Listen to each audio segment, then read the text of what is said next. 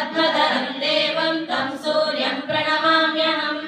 लोहितं रथमारूढं सर्वलोकपितामहं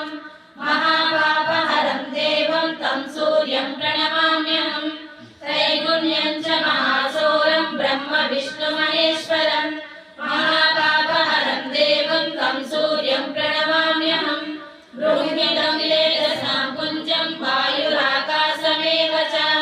प्रभुत्वं सर्वलोकानां तं सूर्यं प्रणमाम्यहं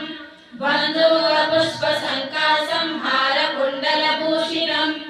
एकचक्रधरं देवं तं सूर्यं प्रणमाम्यहं